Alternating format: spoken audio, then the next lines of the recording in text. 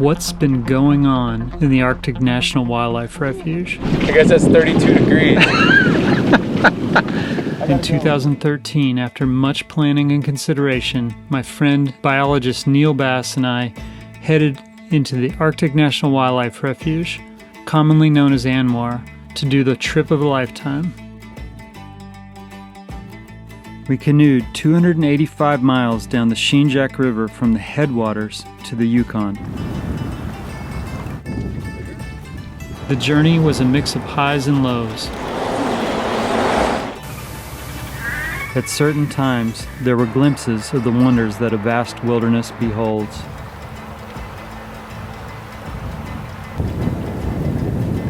In the years since our trip, I have wondered what will happen to the land and wildlife within the refuge.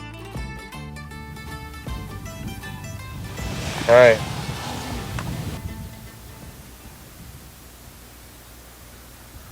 Is it a foregone conclusion that it will exist as it has for thousands of years? Or is the future of the refuge taking a different path?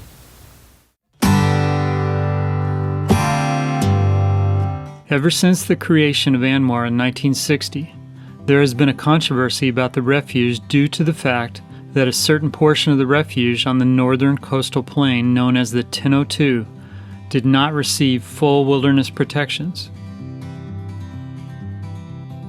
Geologists have surmised that this area could hold substantial oil and gas reserves.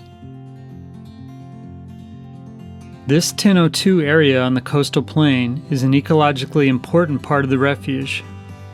It is a calving ground for the porcupine caribou herd, a denning area for polar bears, as well as a breeding ground for millions of migratory birds from all over the world.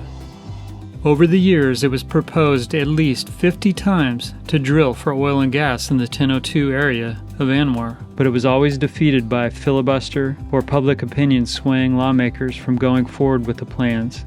In 2015, President Obama had a vision to finally settle the question of drilling in the disputed part of the refuge. And that's why I'm very proud that my Department of Interior has put forward a comprehensive plan to make sure that we're protecting the refuge and that we're designating new areas, including coastal plains, for preservation. And I'm going to be calling on Congress to make sure that they take it one step further, designating it as a wilderness so that we can make sure that this amazing wonder is preserved for future generations.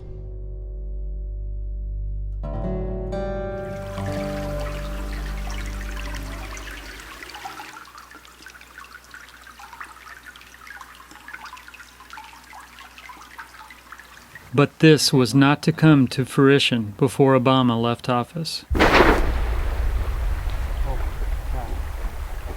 was a big chunk of ice, wasn't it? Yeah. Calved glacier that cracked off the main flow into sitting on the river now. I went to ANWR for adventure and solitude. I wanted to experience what it was like to travel through a wilderness with no roads or infrastructure. But is this what other Americans seek from the refuge? For Alaskans, roughly a third of the economic activity in the state is dependent on the oil and gas industry, so it makes sense that most Alaskans would want to expand drilling activity into ANWR. Some native Alaskans, such as the Gwich'in, look at the refuge as a vital source of food. Today I'm here to talk with you about why my people, the Gwich'in Nation, adamantly oppose the opening of the Arctic National Wildlife Refuge. As a graduate of West Point and as a prior U.S. Army Special Forces officer, my people have asked me to speak because I walked in two worlds, your world and the Gwich'in world. So, why do we oppose the opening of the refuge to drilling? At the heart of the issue is freedom.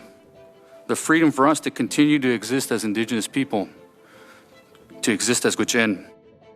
The caribou come from a place we call Ijikwats'an Kwantai Kotlit, the sacred place where life begins. And these very grounds are being threatened by oil development. A study by the National Research Council outlines how drilling on the North Slope has already disrupted the migration behavior of caribou. To be Gwich'in is to believe that the land and animals on it are owed our deepest respect. In that regard, it is our duty as Gwich'in to protect the land and animals. We as Gwich'in see the desire to open up the refuge as an attack on us and on the porcupine caribou herd on which we depend.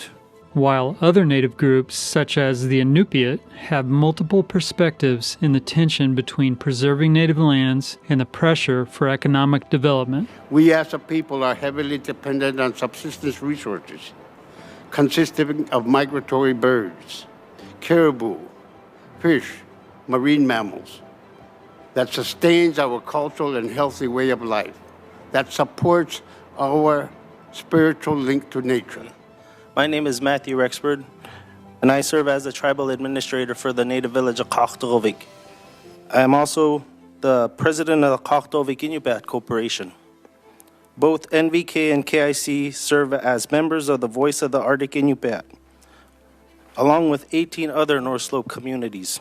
I was raised and live in Kaktovik, Alaska, located inside the 1002 area of ANWR.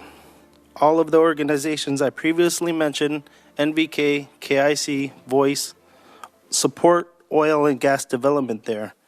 Hunting and fishing organizations regard ANWR as a major asset in the public land holdings of the U.S. In 2017, the organization Backcountry Hunters and Anglers conducted a survey of voters in the state of Colorado and Arizona. In Colorado, 58% of voters opposed drilling in ANWR. In Arizona, 61% opposed drilling in ANWR.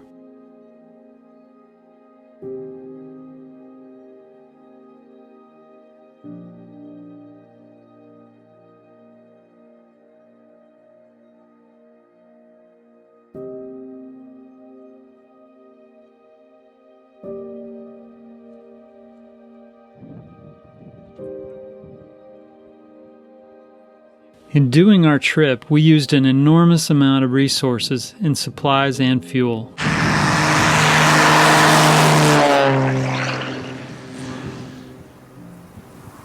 The very thing that is feeding the demand to develop the refuge. After the 2016 elections, the Republicans had control of the House, Senate, and the presidency. What's been added to this tax reform bill? Well, the Budget Committee merged the tax plan with a measure from the Energy and Natural Resources Committee, which would essentially open up oil drilling in the Arctic National Wildlife Refuge in Alaska. There is no courage in voting for this bill. It is easy to vote for a tax cut. Eventually, a lease sale was held on January 6, 2021. The day of the Capitol riots. Good morning and welcome to the first oil and gas lease sale for the coastal plain of the Arctic National Wildlife Refuge. I'm Kate McGregor, Deputy Secretary for the Department of the Interior, and it is my honor to preside over this momentous occasion. It was hoped that this sale would raise up to $1 billion in revenue. But with none of the big oil companies bidding on the leases, only $14 million was raised. Why were the big oil companies not interested?